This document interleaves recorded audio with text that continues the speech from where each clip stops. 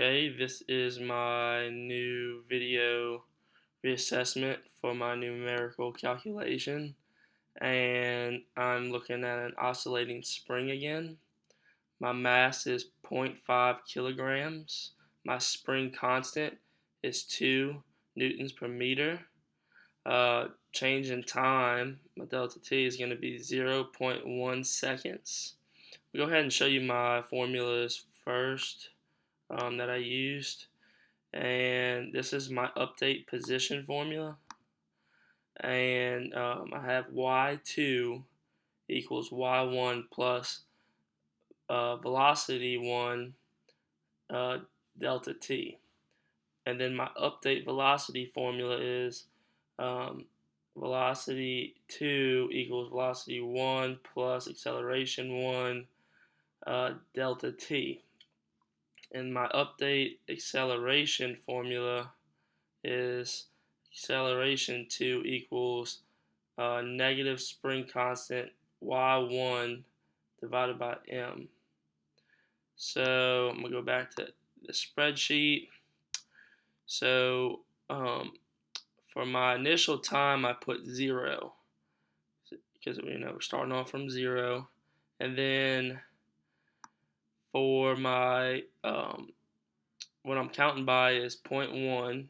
So brought that right here, and then I put the formula A6, which is 0 plus B3.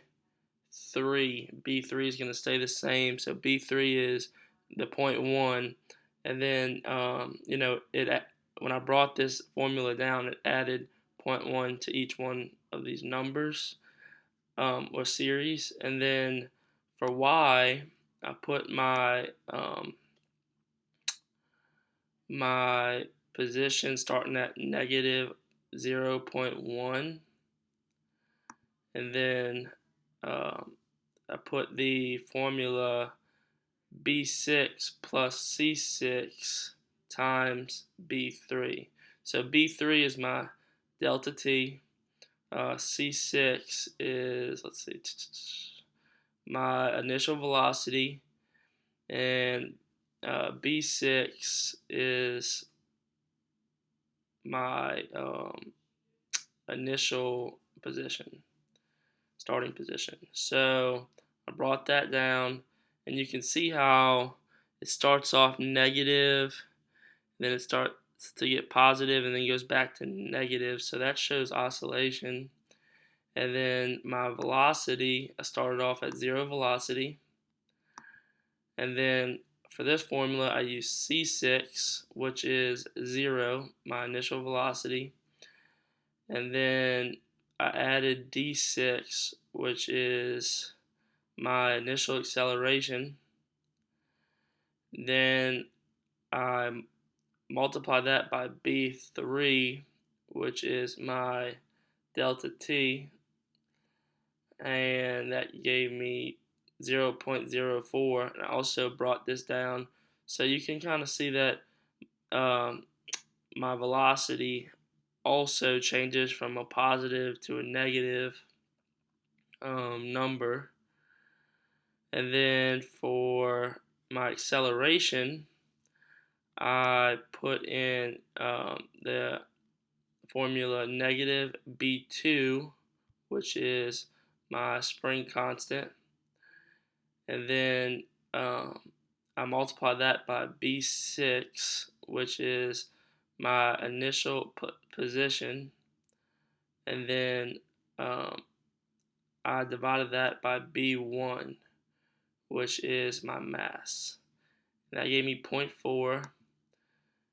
I also have 0.4 for the second one, and it continued to change from there until it was positive. So it was going down until it got to a negative number, and then it goes back up to a positive number. So these are my graphs that I made, and down here is just the data that I used that I obtained from this section.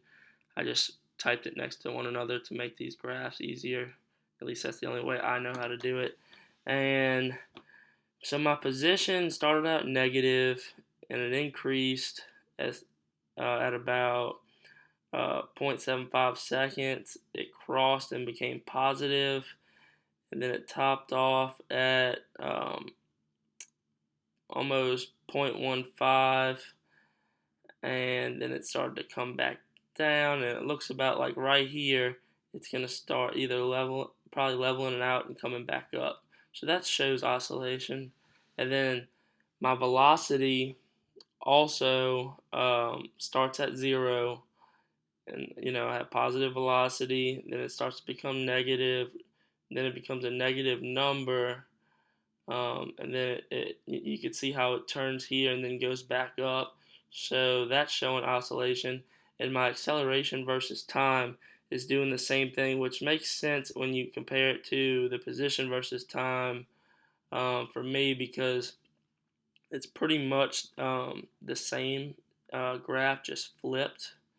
And so you can see it has a positive accelerate, or it's going negative, but it starts off at a positive, and then it crosses 0, becomes a negative number for acceleration, and then comes back up, and that also shows oscillation.